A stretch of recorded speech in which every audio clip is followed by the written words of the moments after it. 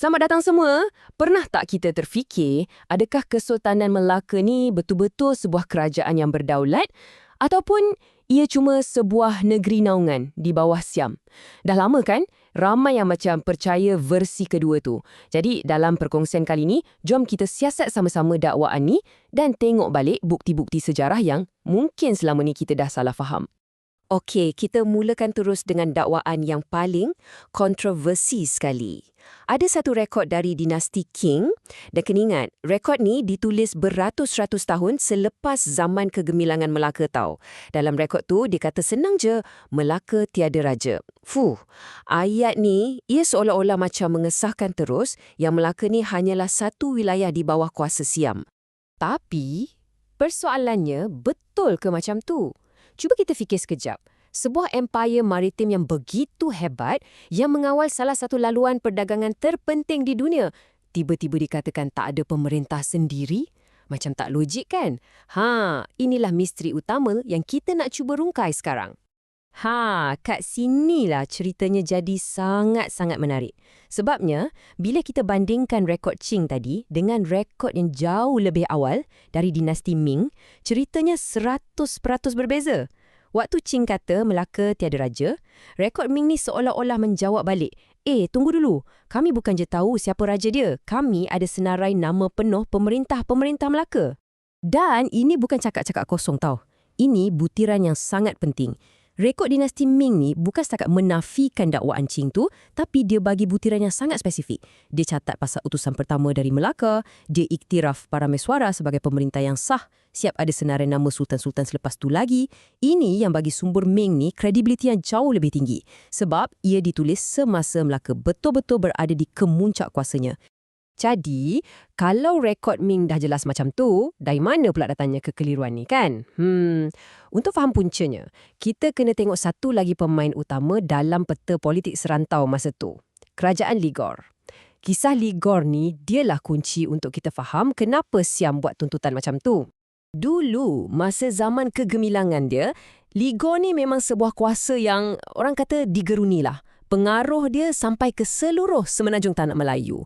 Tapi macam banyak empire besar yang lain, bila dah terlalu kembang, akhirnya dia jadi lemah. Sampailah hujung abad ke-13, Ligor jatuh ke tangan Sukhothai dan lepas tu diserap sepenuhnya oleh Siam masa zaman Ayutthaya. Dari sinilah bermulanya logik tuntutan Siam tu. Cara pemikiran diorang ni sebenarnya agak mudah tau. Dia macam ni, kalau kami dah tawan Ligor, maknanya semua wilayah yang pernah berada di bawah pengaruh Ligor dulu secara automatik jadi hak milik kami. Boleh kata ini macam satu logik pakej warisan kuasa.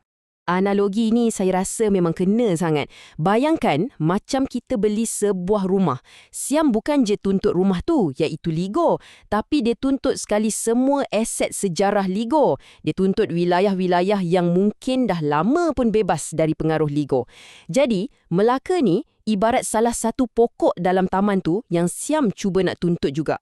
Kekeliruan ni jadi lagi berselirat, lagi rumit bila masuk bab satu amalan diplomatik yang selalu sangat orang salah faham, iaitu penghantaran bunga emas. Soalannya, adakah bunga emas ni tanda kita nak berkawan atau tanda kita tunduk pada kuasa lain? Okey, dalam budaya Melayu, bunga emas ni sebenarnya adalah satu simbol diplomasi. Ia cara sopan untuk cakap, jom kita jadi kawan. Tujuannya nak jaga hubungan baik, nak pastikan perdagangan antara kita lancar. Ia satu isyarat hormat antara dua kerajaan yang sama taraf. Inilah dia punca masalahnya. Satu hadiah yang sama tapi membawa dua makna yang macam langit dengan bumi. Bagi Melaka, hantar bunga emas tu maksudnya jom kita berkawan baik. Tapi bagi Siam pula, bila dia terima hadiah tu, dia tafsirkan sebagai tanda ketundukan, tanda yang Melaka tu negeri di bawah jajahan dorang. Kan dah jadi satu salah faham budaya yang sangat besar kat situ. Jadi, bila dah jadi macam ni, macam mana pertikaian ni nak selesai? Siapa yang betul, siapa yang salah? Jawapannya datang dari abang besar di rantau tu masa tu. Siapa lagi kalau bukan China, di bawah dinasti Ming. Dan kita kena faham, ini bukan setakat salah faham atas kertas je. Rekod Ming sendiri ada catat yang Siam ni memang secara aktif cuba paksa dan ugut Melaka untuk bayar ufti. Jadi, ini memang satu konflik politik yang betul-betul terjadi. Dan inilah dia detik penentunya, momen yang mengubah segalanya. Bila Melaka mengadu kepada pelindung dia, Maharaja Ming, terus hantar satu mesej yang sangat jelas, sangat tegas kepada Siam. Mesej dia simple je, jangan ganggu Melaka.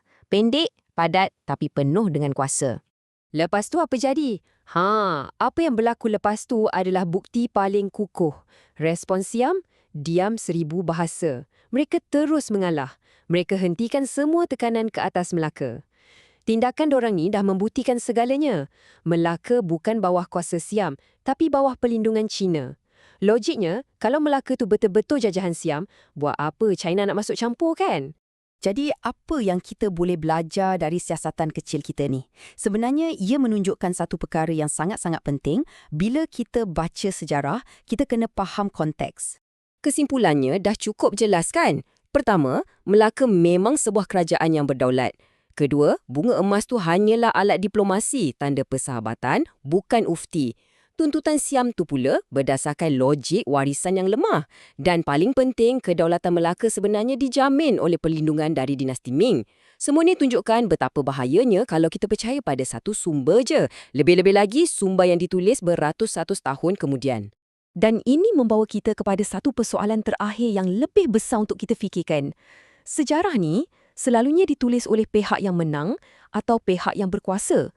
Jadi, cabaran untuk kita semua adalah untuk sentiasa bertanya, sentiasa mempersoal, bandingkan banyak sumber dan cuba faham konteks di sebalik setiap cerita. Sebab kebenaran tu selalunya tersembunyi di celah-celah baris catatan sejarah.